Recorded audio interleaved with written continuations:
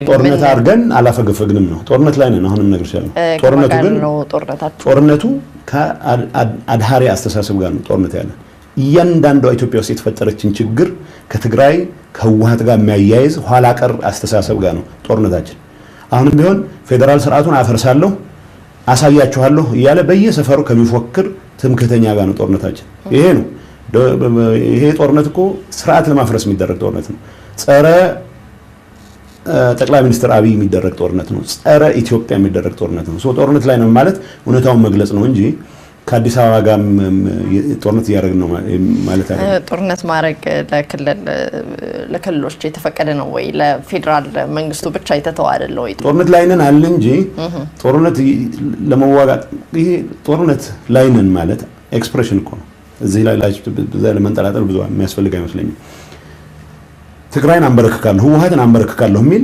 ሁሉም አድሃሪ ተሰባስቧል ነው እነዚህን አድሃሪያን ለምሳሌ ዶክተር አብይ ከሚሰጡት ሊደርሺፕ ጋር ሆነን እንዋጋቸዋለን ሶ ጦርነቱን እኛ ብቻችን የምናደርገው ጦርነት አይደለም አዴፓ ውስጥ ያሉ ተራማጆች ጋር ሆነን እንዋጋዋለን ይሄን አድሃሪ አስተሳሰብ ኦዴፓ ውስጥ ያሉ ፕሮግሬሲቭስ ጓዶቻችን ጋር ሆነን ይሄን ኋላ ቀር አስተሳሰብ እንዋጋዋለን ነው እያልን ያለ ነው ጦርነት ላይ ነን ማለት ህዝባችንን ለማንበርከክ የሚደረግ ከሩቅም ከቅርብም በርካታ እንቅስቃሴ አለ እዚህ ላይ ክላሪቲ መኖር መቻል አለበት ስለዚህ አስተሳሰብ ጦርነት ነው እንጂ ነፍጥ አንስተን ምንዋጋውን ኃይል ነፍጥ አንስተን መዋጋት ካለብን ፌደራል ስርዓቱ ፈርሷል ማለት ነው ራሳችን ለመከላከል በዛ ደረጃ ከተገደድን ፌደራል ስርዓቱ እንዳይፈርስ ነው እየታገልን ያለ ነው ፌደራል ስርዓቱ ተጠናክሮ እንዲወጣ ነው ይሄ የተጀመረው ለውጥ እንቅስቃሴ በደንብ ተጠናክሮ እንዲወጣ ነው የኛ ፍላጎት ሶ የትግራይን ህዝብ ነፍጥ አንግበህ ከነዚህ አድሃሪያን ራስን አድን ወደሚል ጥሪ አይደለም የገባን ያለው ወንጀል ስለ አማርኛ ካልተናገርክ አጠፋለሁ የሚል እና አልተበደልክም በደል የሚባል አልደረሰብህም ብሎ የሚፎክር ትምክህተኛ እና ተበድያለሁ የሚል የበለጠ በደል ደርሶብኛል የሚል የጋራ ጠላት አለን ብለው ብቻ አንድ ሰፈር ላይ መፈክር ይዞ መጣታቸው እኛው ራሳችን የፈጠርነው ነው ያልኩት ይሄ አጀንዳ እሳትና ጭድ የሆነ አጀንዳ ነው ኢትዮጵያ በአንድ ልብ በአንድ እንትን መገዛት አለባት የሚለው መገንጠል አለብኝ የሚለው ሁለቱ እሳትና ጭድ ናቸው ነው ይሄኛውን አቋሜን አሁን ማልቀየርም አማራና ኦሮሞ ግን እሳትና ጭድ አይደለም አማራና ኦሮሞ ወዳጅ የሚዋደዱ ህዝቦች ናቸው በታሪክ አብሮ የኖሩ ህዝቦች ናቸው ልክ ትግራይና አማራ ማንንም ሊለያያቸው ማይችሉ ህዝቦች እንደሆኑ ሁሉ ማለት ነው ሚዲያ ላይ ይሄንኑ ደጋግመሽ ስትዩ ይሄንን ደጋግመሽ ስትዩ እውነት ነው የሚመስለው ያልኩ ነው የሚመስለው ያልኩትን ብትሰሚ ምን ያልኩ እንደሆነ ይገባሻል አሁን ይሄንን ያልኩት አሁን ያልኩትን እየደገምኩት የእርስ በርስ የሚጣፋ አጀንዳ ያዙ ሰዎች አንድ ላይ መጥተው በእኛ ስህተት ምክንያት አጀንዳው ግን ሀገር የሚያፈርስ ነው ሰዓትና ጭድ ስለሆነ ነው ምን ማለት ነው እርስ በርሱ የሚጋጭ ህዝብ ማለት ነው አንዱ ነው አጀንዳ አንዱ ምን ይላል የፌደራል ስርዓቱ ያጠፋናል ይላል አሜሪካም ሆኖ የሚሆን የትም ሆኖ አዲስ አበባም ተቀምጦ የፌደራል ስርዓቱ ያጠፋናል መፍረስ አለበት ይላል ሌላኛው ደግሞ የፌደራል ስርዓቱ ሙሉ በሙሉ ስላልተተገበረ አደጋ ላይ ወድቀና ይላል ሁለቱ አንድ እንዴት አንድ መድረክ ላይ አንድ አቋም ይዘው ሊያንጸባርቁ ይችላሉ ስለ ይሄንን ስለሚያራምደው ኤሊት ነው ያወራሁት የአማራ የሚል የለው የኦሮሞ የሚል የለው ሰው ግን በራሱ ጊዜ አይደለም በኢህአዴግ ጥፋትም ጭምር ኢህአዴግ ደጋግሞ በደንብ አርቲክሌት ስለማደርጉም ጭምር ትምክህትን ለአማራነት ጥበትን ለኦሮሞነት ሰጥቶ ጨርሷል የራሳችንም ስህተት ነው ያልኩት ይሄንን የተዛባ ትርጉም የፈጠነው ራሳችንን በዛች መድረክ ላይ ፋና ላይ ነው ውይይት እጅን እያወራችሁ ነበር ሁሌ የሚደጋግሙት ሰው ነው ይመስለኛል ሙሉን 10 ደቂቃ መስማት አይጠበቅብሽም አንድ ደቂቃ ኤክስተንድ ብታደርጊው እሱን ነው የማወራው አጀንዳ እርስ በርስ የሚጣፋ አጀንዳ አንደኛው ፌደራል ስርዓት እንዲፈርስ ይፈልጋል አንደኛው ደግሞ ኖ ይሄ ስርዓት አላገለገለኝ ወይ መገንጠል አለብኝ ወዘተ ይላል ሁለቱ የሚጣፋ አጀንዳ ነው ስለዚህ የኛ ድካም ያሳያል ለዚህ ሁለት አጀንዳዎች አንድ ላይ መሄዳቸውና መቀጠላቸው የኛን ድካም ያሳያል ብለዋል በደንብ አላጠላንም ማለት ነው ወይ ተብሏል ማጣላት እንደማይጠቅም ስለማቅ የማጣላት አጀንዳ አልነበረም የነበረኝ የህዝብ ተጠቃሚነት የማረጋገጥ አጀንዳ ነው። ኢትዮጵያን እንኳን አጣልተ ነው እንዲሁም አሁን በስጋት እየተከበበ ኢህአዴግ ዘመን ላይ እንግዲህ ብዙዎቻችን እንደምናስተውሰው ምክንያት እርሶም ሊያስተውሱት ይችላሉ ህወሓት አድራጊ በነበረበት ጊዜ ላይ ወይም ኢህአዴግ ብለን ቁጠራው ሰብአዊ መብት ጥሰቶች ተፈጽመዋል። በኢትዮጵያ ይሄ ነው የማይባል ግፍ በሰው ልጆች ላይ ደርሷል። ህይወት ጠፍቷል፣ አካል ጎሏል፣ ብዙዎች የስነ ልቦና ጉዳት ደርሶባቸዋል፣ የአእምሮ ጉዳት። ለዚህ ሁሉ ጥፋት መቼ ነው ይቅርታ የምትጠይቁት ብሎ ሰው ይጠብቃቸዋል። ኢህአዴግ ጀምሯል እኮ ዶክተር አብይ ኢህአዴግን ይቅርታ ሚሽን ስፒርሄድ ነው ያደረገ ያለው። ዶክተር አብይ ወደ ስልጣን ከመምጣቱ በፊት የኢህአዴግ ግምገማ በግልጽ እኮ ይሄንን ነው የሚያስቀምጠው። ይሄ አሁን አዲስ የመጣ ነገር አይደለም። ህዝባችንን ሰብአዊ መብት ጥሰት እንዳረጉ እንደተደረገ በመንግስቶት በኢህአዴግ ጊዜ ሴቶች እንደተደፈሩ አካለ ጎደሎች እንደሆኑ በእስር ቤት ማሰቃያ እንደነበረ ያምናሉ። ዝርዝር ጉዳይ ውስጥ የኢትዮጵያ ሰብአዊ መብት ኮሚሽን ከ3 ዓመት በፊት ያወጣው ሪፖርት ላይ እንደዚህ አይነት ድርጊቶች ምልክቶች እንደተፈጸሙ እኔ አሁን ዝርዝር ይሄ ራምፓንትን በዚህ ደረጃ በዚህ ቁጥር በሚለው ደረጃ አይደለም። በዚህ ላይ ተስማምተን በራሳችን ጥፋት የመልካም አስተዳደር ችግር በመፍጠራችን ምክንያት ሰዎች ያለባቸውን የኑሮ ጥያቄ ለመመለስ ባለመቻላችን ምክንያት በተደረጉ ሰልፎች ጭምር በሺዎች የሚቆጠሩ ሰዎች አላግባብ አስረን ከህዝባችን ጋር ተራርቀናል። ስለዚህ እነዚህን ፈተን ከህዝብ ጋር እንታረቅ የሚል ውሳኔ ታህሳስ ላይ ነው የተወሰነው። በዚህ ደረጃ ነው ኮንፍሮንት ማድረግ ያለብን የፈጠርነውን ችግር። ይሄ አሁን ልዩነት ያለው እንዴት ነው ምንዘጋ? ይሄንን ነው ሲንግል አውት አድርገሽ ለምሳሌ አስሮ የማያውቅ ሰው አስሮ ሊያውቅ የማይችል በህግ ስልጣን የሌለው ሰው እሱን ያደረገው ተብሎ የማሰር ስልጣኑን ኤክሰርሳይዝ ያደረገው ሰውዬ ወይም የሱን ያዘዘውን አለቃ ነፃ የምታደርጊበት የእርቅ ሂደት ከሆነ አደገኛ ነው የሚሆነው። ለዛ ነው ይህን ነገር ኮምፕሬሄንሲቭ በሆነ ደረጃ ህዝባችን ጋር ሙሉ በሙሉ መታረቅ በሚያስችለን ደረጃ we have to come clean። ማንኛውም ሰው ከዚህ ነፃ ነው ሊል የሚችል ይሄ ነገር እኮ የዶክተር አብይ ይቅርታ እንደሆነ ነው የሚታሰበው። ብዙ ሰው እርሶም ያውቃሉ የሰብአዊ መብት ጥሰት አሸባሪዎች ነን ብለው በቀጥታ በፓርላማ እንደተናገሩ ከኛ በላይ አሸባሪ የለም እንዳሉ የሚያስታውሱት ነው። ብዙዎቹ ኢትዮጵያውያን ያስታውሱታል። ነገር ግን ይቅርታውን ቢሆን እንደ ኢህአዴግ ሳይሆን እንደ ዶክተር አብይ ነው የተወሰደው። እርሶ በግሎ ይቅርታ ይጠይቃሉ? ይሄንን ህዝቡ በደንብ አለማገልገሌ ካልሆነ በስተቀር እኔ በግሌ የፈጸምኩት የሰብአዊ መብት ጥሰት የለም። በወጉ ማሳደግ ሲገባኝ ምናልባት በወጉ ያላሳደግኳት ልጅ ልትኖረኝ ትችላለች እንጂ በግሌ እንትን ወስድበት ግን እንደ ኢህአዴግ የሚመራኝ ነው። መግለጫውንም ከጻፉት ውስጥ አንዱ ስለነበርኩ ዶክተር አብይ ከመጣታቸው በፊት በዚህ ክብደት ነው ህዝባችንን ይቅር ማለት አለብን የሚል እምነት የነበረኝ ያለኝም። ዶክተር አብይ ይሄንን የበለጠ አርቲኩሌት ስላደረጉት ያው ጠቅላይ ሚኒስትራችንም ስለሆኑ ከሳቸው ጋር መያያዙ የሚገርምም አይደለም፣ ተገቢም ቢሆን ተገቢም ነው የሚል እምነት አለ። ግን ኢህአዴግ በዚህ ደረጃ we have to come clean ብሎ ኦልሬዲ ታህሳስ ላይ ወስኖ የነበረ መሆኑን ደግሞ በዚህ አጋጣሚ መግለጽ ፈልጋለሁ። ይቅርታ ልጠይቁ ነበር እናንተ መግለጫችን እኮ ይቅርታ ነው። ይፈተሽ ሁሉም ቦታ ህዝብና ህዝብን ያባሉ አሉ። በየቦታው ዘር ለይተው ጥቃት ያደረሷሉ፣ ቶርቸር ያደርጓሉ። ምን ያሉ ይሄ ሁሉ ይዘርዘርና እንዳንመለስበት አድርገን ይሄን ምዕራፍ እንዝጋው ብለን ተስማምተን ይወጣ ነው። ለምሳሌ አሁን ክሬዲት የመውሰድ ጉዳይ አይደለም። ሰዎች እስር ምናምን ሲሉ እስረኛ መፍታት ሲሉ ብዙ ጊዜ የሚመጣላቸው ጠቅላይ ሚኒስትር ኃይለ ማርያም ፈረንጅ ስማቸውን የሚያውቃቸውን ሰዎች መፍታት ላይ ነበር ትኩረት የሚያደርጉት። ጌም ቼንጀር ነው የሚሉት። ጌም ቼንጀር ነው የሚባለው። ግን በህወሓት አመራሮች በኩል እንዳውም ያኔ ቃል በቃል ስለማስታወስ ኦን ሪከርድ ስለሆነ አይ እዚህ ላይ ከምንረባረብ ዋናው በራሳችን የተሳሳተ ስራ ምክንያት አስመረረ ነው ሰልፍ አስወጥተ ነው ድንጋይ እንዲወረወር አድርገ ነው። ግን በሺዎች የሚቆጠር በ10 ሺዎች የሚቆጠር ወጣት አስረናል። ስለዚህ ይህንን ማሲቭ በሆነ መልኩ ፈተን ህዝባችን ጋር እንታረቅ የሚል ሐሳብ የቀረው ህዳር እና ታህሳስ ነበር። አሁን ለማለት የፈለኩት ክሬዲት የመሻማት ጉዳይ አይደለም። እንደ ኢህአዴግን ያጠፋ ነው we have to come clean እንደ ኢህአዴግ ብለን ወስነን ነበር ነው የምልሽ። ይሄንን ፍለሽ የእንትኑን ሂደት እንትን እንዲኖረው ስጋ እንዲለብስ በማድረግ ላይ ወደ አመራር ከመጡ ወዲህ በተለይ ጠቅላይ ሚኒስትር አብይ የተሻለውን ያንበሳውን ነው የሚባል ድርሻ ተወጥቷል ቢባል ብዙ የተጋነነ አይመስለኝም። ለምንድን ነው እንዲህ ጨካኝ የሆናችሁት? በዚህ ልክ ወንዶች ላይ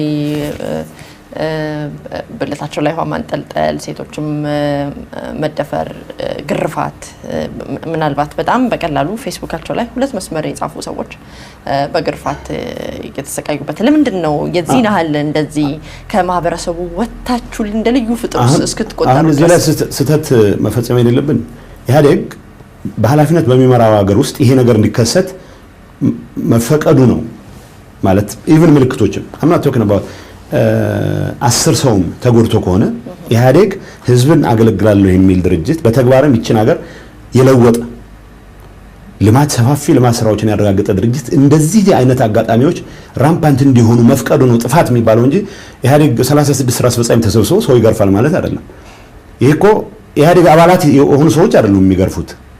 ኢሴንሻሊ ባህር ዳር ውስጥ ያለውን ግርፋት ባህር ዳር ያለ ፖሊስ ያከናውነዋል። ፖሊሱ ለማን ነው የሚታዘው? ይሄንን ነው አመራር በመስጠት ሂደት ውስጥ እስከለበሰ ድረስ ፌደራሉ ልብስ እስከለበሰ ድረስ እኔ ለምሳሌ ወጥቼ ይቅርታ አቶ ጌታቸው እዚህ ጋር አንድ የፌደራል ልብስ የለበሰ ሰው በቦክስ መታ የመታውት መንግስትን ፌደራሉን ብቻ ነው ተብሎ ይታሰብልኝ አይደለም። መንግስትን ሰውየው የሚወክለው ነገር ልብሳለው እኮ ሲምቦሊክ የሆነውን ነገር አሁን ልናሳንሰው አይገባም። ሰዎች ላይ የደረሰ ስቃይ 10 ስለሆኑ 10 ሺህ ስለሆኑ ልናሳንሰው አይገባም። ለዛ ነው ኃላፊነት በዛ ደረጃ መውሰድ አለብን ብለው እንጂ ኢህአዴጎች ለምን ከሰው ወጣችሁ የሚለው እንትኑን የተሳሳተ ነገር ስለሚሰጠው ነው።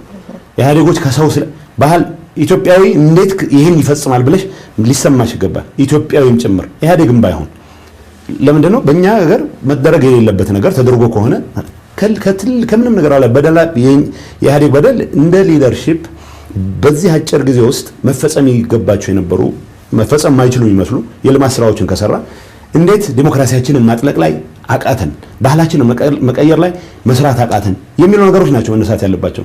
ከዛ አንፃር ነው ኃላፊነት ፖለቲካል ኃላፊነት ነው የምንወስደው እንጂ ለሚባሉት አንዳንዶቹ እኔ ለመስማት የሚዘገኑ ጉዳዮች አሉ። የኔ ስጋት ስለነዚህ ብቻ እያወራን ጸጋዎቻችንን መርሳት እንዳንጀምር ነው።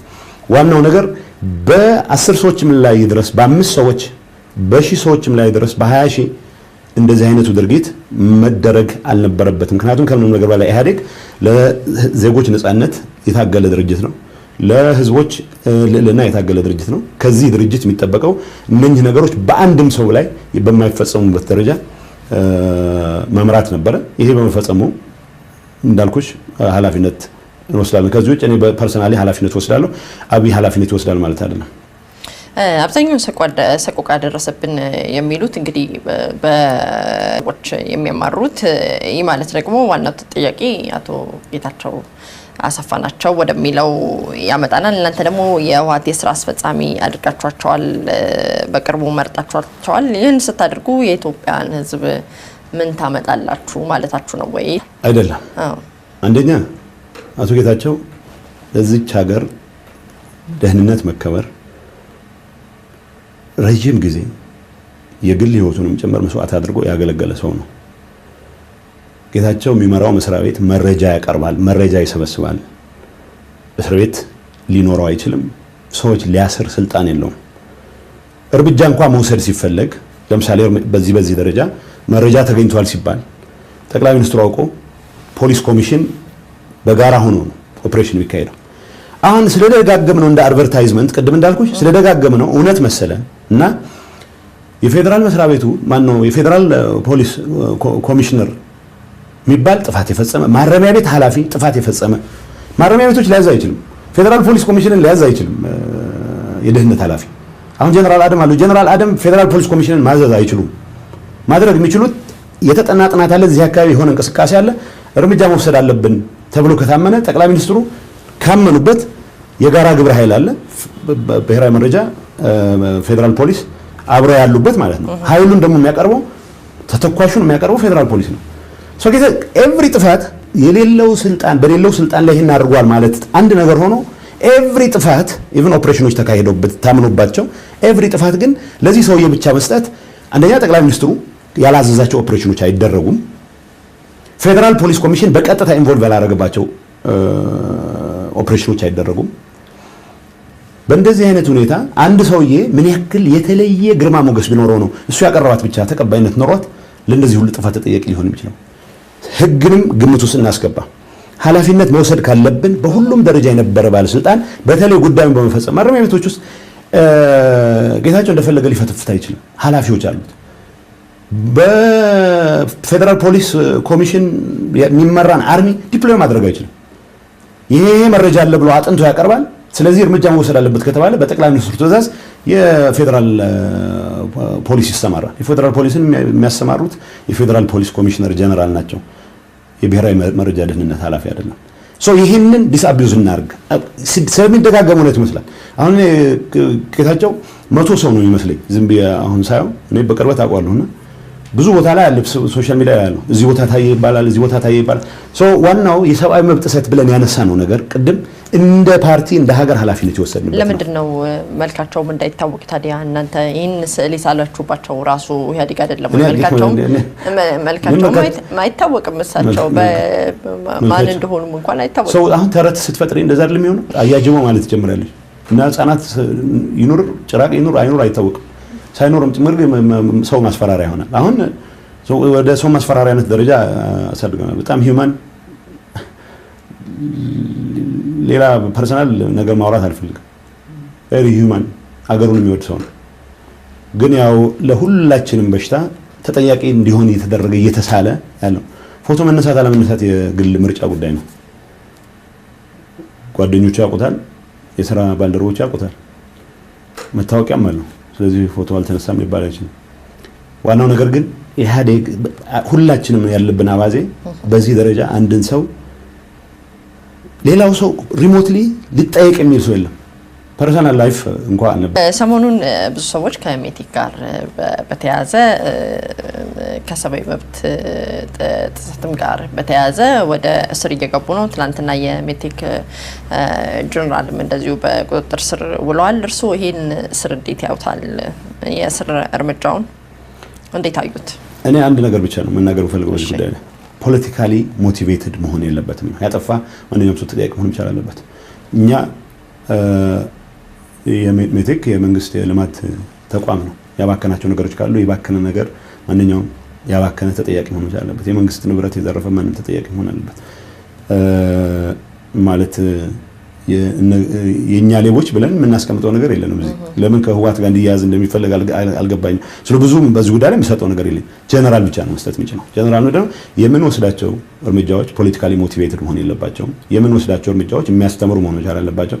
የምንወስዳቸው እርምጃዎች የተወሰነን ግሩፕ ሲንግል አውት የሚያደርጉ መሆን መቻል አለባቸው። ሌብነት ውስጥ ዘረፋ ውስጥ የተሳተፈ በሙሉ አካውንትድ ፎር መሆን መቻል አለበት።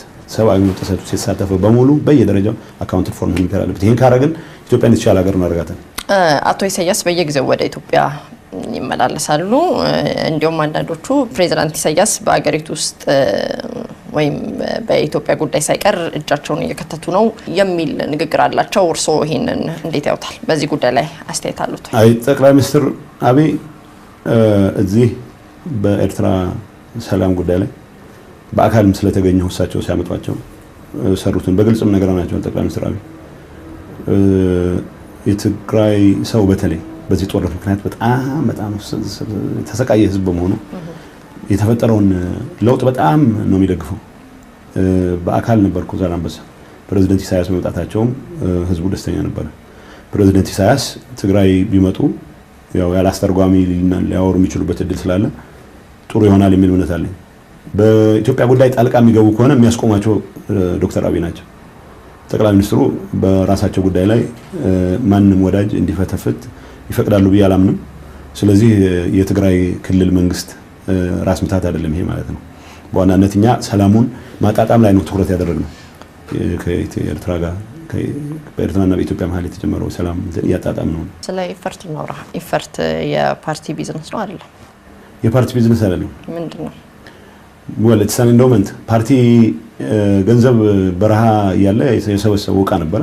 ያን ዕቃ በፓርቲ ማስተዳደር ስለማይችል ኢንዶመንት ተፈጥሮ ያ ኢንዶመንት ለትግራይ ኢንዱስትሪያላይዜሽን ትግራይ ክልል ሊኖር ለሚችለው ኢንዱስትሪያላይዜሽን እንደ ሴንተር ሆኖ እንዲያገለግል ተብሎ እየተሰራ ነው። ሶ የፐብሊክ ፕሮፐርቲ ነው። የህዝብ ነው ኢፈርት ብለው ያምናሉ? እኔ የህዝብ እንዲሁም በለወሰነ ነው ለህዝብ የሰጠን።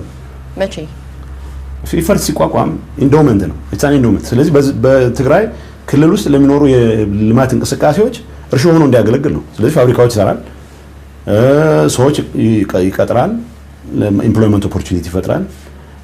በትጥቅ ትግል ወቅት ለምሳሌ በትጥቅ ትግል ወቅት አካል ጉዳት የደረሰባቸው ሰዎች አሁን በቅርብ ጊዜ በደንብ ሪስትራክቸር የተደረገ ነው።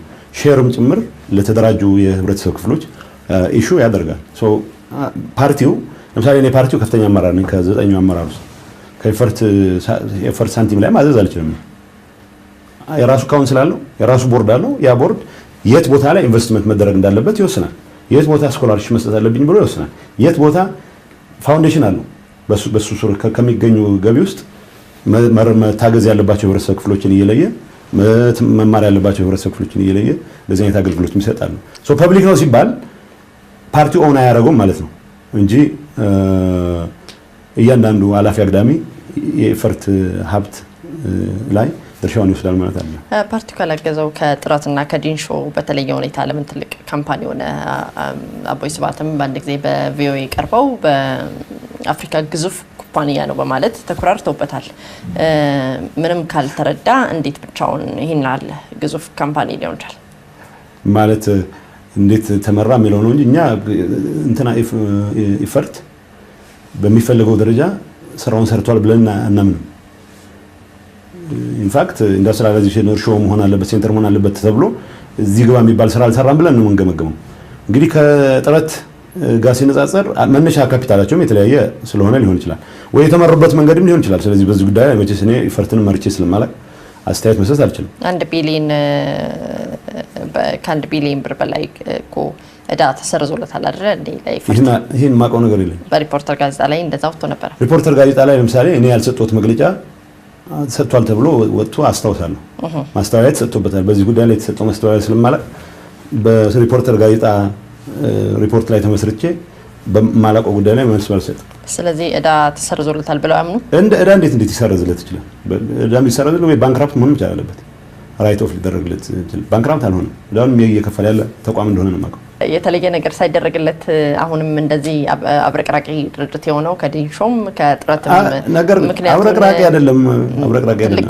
ትልቅ ኩባንያ ነው እኮ ብለዋል። ትልቅ ነው። በውስጡ በጣም ብዙ ነገሮችን ያቀፈ በጣም ብዙ ካምፓኒዎችን የያዘ ሲሚንቶ ፋብሪካዎችን የያዘ አይደለም ወይ ኢፈርት? ከዚህ ትልቅ ነው። እርዳታ ሳይደረግለት ነው ወይ ከፓርቲው? እርዳታ ከየት ማለት ነው? ከፓርቲው ከህወሓት ፓርቲው የራሱ ወጪ መሸፈን አይችልም። ምንድነው የምትይው? እኔ ፓርቲ ጽህፈት ቤት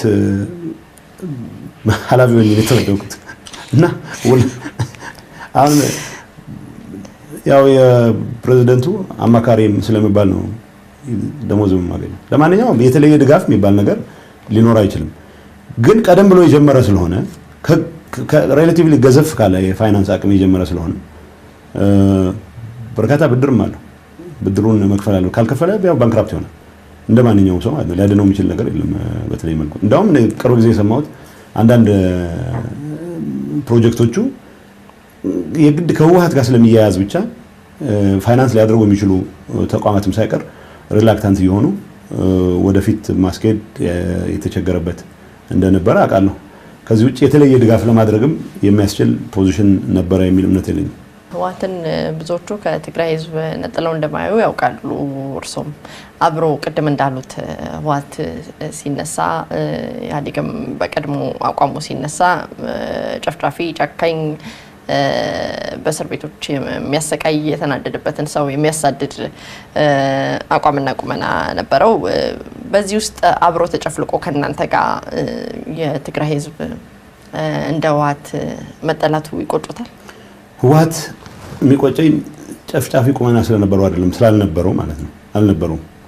የሚቆጨኝ ህወሓት ለትግራይ ህዝብ የገባውን ቃል በሚፈለገው ደረጃ ባለማሟላቱ ነው።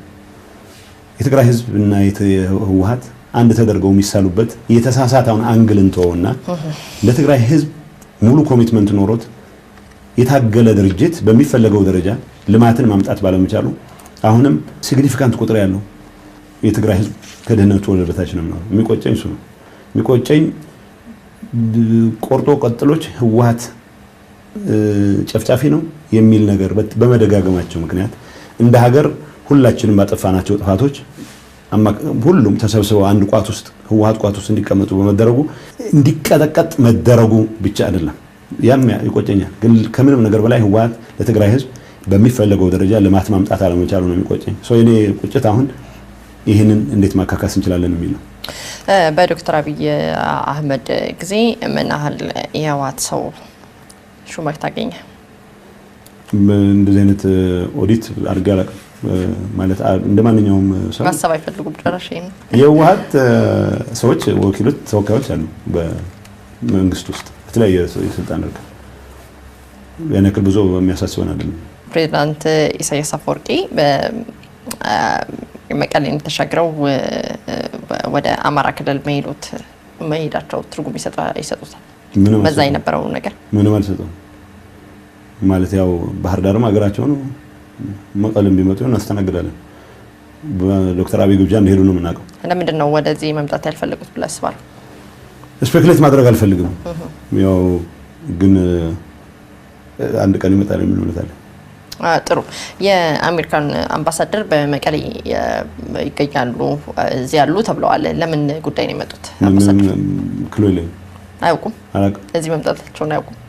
ድርድር ላይ ናችሁ እየተባላችሁ ነው። በዚህ በወንጀለኞች ጉዳይ ላይ በመስጠትና ባለመስጠት ፕሊስ እንደዚህ አይነት ድርድር የለም። በዚህ አልመጡም ጭራሽ። ምንም አምባሳደሩ ምን አገባቸው? ድርድር የሚባል ነገር የለም በዚህ ጉዳይ ላይ። ቅድም ያልኩሽ ነጥቦች በኢህአዴግ ደረጃ በፖለቲካሊ የምንነጋገርባቸው ናቸው እንጂ ምን ተፈጥሮ ነው በዚህ ጉዳይ ላይ ድርድር የሚጀምረው? ስለዚህ በዚህ የተፈጠረ ምንም ነገር የለም። አሜሪካ አምባሳደር ፕሮጀክት ይኖራል የሚመጡበት ዩኒቨርሲቲ እንደነበሩ ሰምቻለሁ ትናንት። ከዛው ከፖለቲካ ጋር ተገናኝቶ እንደተወራ አያውቁም? አላውቅም። ፍጹም ያው አሁን እየሰማሁ። እሺ፣ የአማራ ክልላዊ በክልሉ የቅማንትን ህዝብ ያሰቃያል፣ የራያ ህዝብ ተበደለ ብሎ ደግሞ በሌላ ክልል ስለ ህዝብ የተጨነቀ አስመስሎ እንዲሁ መግለጫ ያወጣል። እናንተ ደግሞ የወልቃይትና የራያን ህዝብ ያሰቃያችሁ የቅማንት ህዝብ የዘር ማጥፋት ተፈጽሞበታል ትላላችሁ። የግብዝነት እስከመቼ ድረስ ነው? ግብዝነትስ አይደለም ወይ? የራያ ህዝብና የወልቃይት ህዝብ በሚፈልገው ደረጃ ያልተመለሱለት ጥያቄዎች አሉ። የአካባቢ በጣም መልማት ያለበት ህዝብ ነው። ስለዚህ እንደማንኛውም የትግራይ አካባቢ የመልካም አስተዳደር ኢሹዎች አሉት፣ የልማት ኢሹዎች አሉት። ለየት ባለ መልኩ መልማት ሲገባው ያለማባቸው ሁኔታዎች አሉ። ስለዚህ እንደ ትግራይ መንግስት የራያ ህዝባችንን ሆነ የወልቃይት ህዝባችንን ማንኛውም ጥያቄ ፉሊ አድረስ ለማድረግ የተንቀሳቀሰ ነው። ህዝቡ ከኛ ጋር ነው። ምንም በአጋጣሚንም የራያ ልጅ። ስለዚህ አሰቃይቼ ከሆነ ያው ኃላፊነት ወስዳለሁ። የህዝቡን ችግር ለመፍታት ጥረት እያደረግን ነው በስፋት። ህዝቡ የሚያነሳቸው ጉዳዮች አሉ። የምትሰሚያቸው ሶሻል ሚዲያ የምትሰሚያቸው ጥያቄዎች ግን አይደለም ጥያቄዎች፣ የተጠቃሚነት ጥያቄዎች ናቸው። አማራ ክልል ውስጥ የቅማንት ብሔረሰብ የቅማንት ማህበረሰብ የአማራ መንግስት አሰቃየው ብለን መግለጫ ወጥተን አናውቅም። እኛ አላወጣንም። ያለን ግምገማ የአማራ መንግስት አሰቃይቶታል በዛ ደረጃ ስላልገመገመ በማንነቱ ምክንያት ግን ማንም ህዝብ መጠቃት የለበትም የሚል እምነት አለን። የአማራ ክልላዊ መንግስት ደግሞ ይህን ችግር መፍታት አለበት በራሱ ጊዜ። እኛ ስለጠየቅነው መግለጫ ስላወጣን መሆን የለበትም። በእኛም ጉዳይ አስተያየት መስጠቱ አይደለም የሚያሳስበን፣ አስተያየት የሰጠበት ካሁን በፊት መንገድ ነው። ልክ እንደ ተለየ ባለቤት አድርጎ መግለጫ ስላወጣ ነው እንጂ የአማራ መንግስት የትግራይ ህዝብ ጉዳይ ቢያሳስበው የትግራይ መንግስት በአማራ ህዝብ ጉዳይ የአማራ ህዝብ ጉዳይ ቢያሳስበው የሚያስገርም አይደለም። አፍተር ኦል አንድ ድርጅት ነው። እሱ አይደለም አሁን ሊያሳስበን የሚገባው የሚደረግበት መንገድ ነው። ግብዝነቱ ብቻ ሳይሆን ለማንኛውም እነኚህ ነገሮች በመቀራረብ የምንፈታቸው ናቸው። የቅማንት ማህበረሰብ መበደል የለበትም። ግን ይህን በደል የማስቆመው እኔ አይደለሁም። ይህን በደል የሚያስቆመው ፈርስት ኤንድ ፎርሞስት የአማራ ክልላዊ መንግስት ነው። ካልሆነ ፌዴራል ስርዓቱ ይህንን ጉዳይ መፍታት የሚያስችል አቅም አለው፣ ቢውልት-ኢን ስትራክቸር አለው። ይህም ቢሆን መፍቀድ የለብንም። መፍቀድ የሌለብን ከምንም ነገር በላይ ለኢትዮጵያ ለፌዴራል ስርዓቱ ትልቅ አደጋ ስለሚሆን ነው። ከዚህ ውጭ አንዱ በሌላው ጉዳይ ጣልቃ እየገባ የማይሆኑ መልእክቶች በተለይ በኔና በየአማራ መንግስት ኃላፊ መካከል ሊኖር በሚችል ፐርሰናል ቁርሾ ምክንያት ህዝብ የሚባላበትን ሁኔታ እየፈጠርን መቀጠል የለብንም። ይሄ የካም በፊት አቋሜ ነው፣ ያሁንም አቋሜ ነው። በህወሓት በኩልም ያለው እውነቴ ነው። በመጨረሻ የሚሉት ነገር ካለ ለእርሶ ልስጥና እኔ በጣም አመሰግናለሁ እንግዳይ ስለሆኑ በድጋሚ አመሰግናለሁ። እኔ ያው እስካሁን ያልኩት የሚበቃ ይመስለኛል። አንድ ነገር ግን ትግራይ በሚመለከት ህወሓት እንደ ፍጥርጥሩ ህወሓት ራሱን መከላከል ይችላል በሚዲያ በምን ትግራይን በሚመለከት ያለውን ኮንፊውዥን በማጥራት ግን ብታግዥ ጥሩ ነው ያለው። ዞር በይና ሰው የሚወድ ህዝብ ነው፣ ሰው የሚያከብር ህዝብ ነው። ይሄን ካልኩ በቂ ነው።